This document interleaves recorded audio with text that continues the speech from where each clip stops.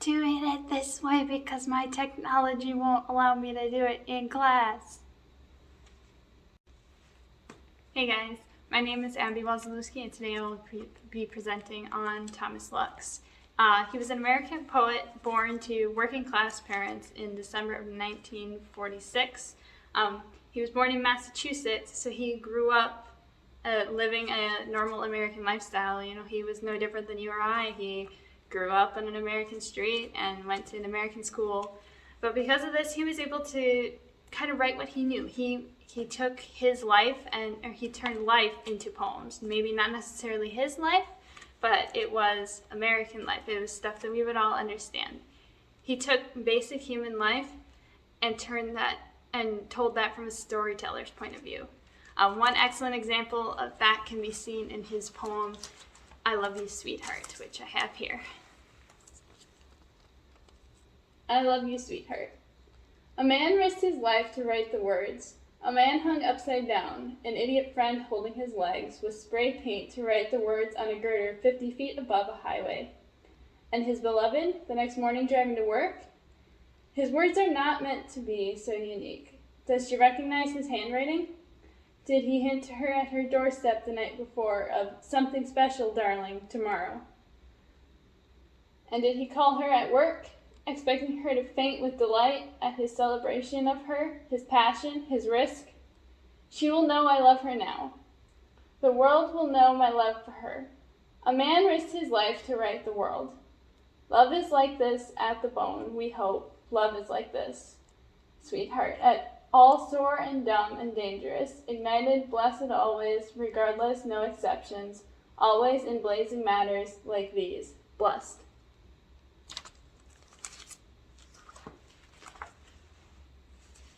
Now, we can see here that these are all images that you and I know, we see on a regular basis. We all know a highway, we all know what graffiti on a highway looks like, we all know what people do with spray paint, and we probably have a pretty good guess at what these words were that he wrote on a girder. It's because we know these things like highways and commutes that we're able to connect to what Lux wrote in his poems. Knowing what Lux was writing about is able to help us connect to his poems even after his passing in 2017. He wrote what we know in a way that isn't so heavy like so many other poets do these days. You know, a lot of poets will write things we know, but it's got a lot of details and images that can weigh us down, whereas Lux keeps it short, simple, sweet. Even when his poems aren't exactly in about a happy subject or in a completely happy tone, they're still lighter than a lot of what we see from other poets these days. An excellent example of this with the heavier subject and the lighter tone can be seen in his poem, The Man into Whose Yard You Should Not Hit Your Ball.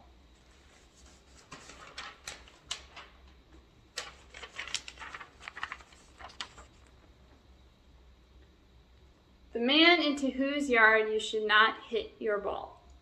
Each day mowed his lawn, his dry quarter acre, the machine slicing a wisp from each blade's tip. Dust storms rose around the roar, 6 p.m. every day, spring, summer, fall. If he could mow the snow, he would. On one side, his neighbors the cows turned their backs to him and did what they do to the grass. Where he worked, I don't know, but it sets his jaw too tight. His wife, a cipher, shoebox tissue, a shattered apron. As if into her head he drove a wedge of shale. Years later, his daughter goes to jail. Mow, mow, mow his lawn, gently down a decade's summers. On his other side lived mine and me, across a narrow pasture, often fallow. A field of fly balls was the best part of childhood, and baseball. But one could not cross his line, and if it did, as one did in 1956 and another in 1958, it came back coleslaw. His lawnmower ate it up, happy to cut something, no matter what the manual said about foreign objects, stones, or sticks. So we can see once again that these are, human things and normal things that we see in America. You know, what little kid didn't grow up playing ball with their neighbors or things like that, especially back in, the 1950s. These are common images that you would expect to see every day, every year, every week, That's part of how Lux is able to connect to us. And again, while the subject matter here isn't necessarily happy images, they're still light. They don't weigh down on you as heavy if it's not, sunshine and rainbows. It can still lift your spirits, even if it's something like a dour old man mowing his lawn. Thomas Lux was able to master the art of poeticizing the real human world without sounding overly scholarly. This is a common flaw sometimes among different poets. They can get a little too scholarly. But their target market might also be, scholars, English majors, versus the common reader. Thomas Lux wrote for the common reader. He wrote for the little kid who would hit his baseball into his neighbor's yard and not get it back.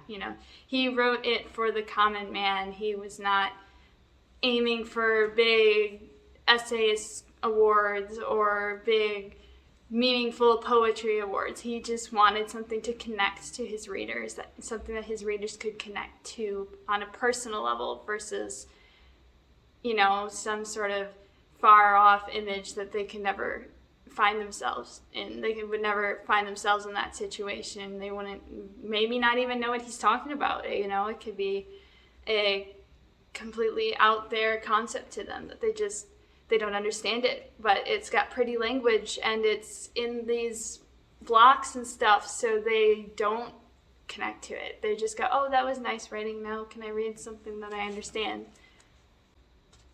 And that's one of the things that drew me to Thomas Lux. I find that I can't read the heavy poems over and over again. That's just, it weighs down on me and I get way too easily sidetracked because I don't enjoy reading all of the heavy stuff all the time. So when I found this poet who does lighter topics, lighter language, lighter all of it, I was drawn to it because you don't find that many poets these days who write lighter.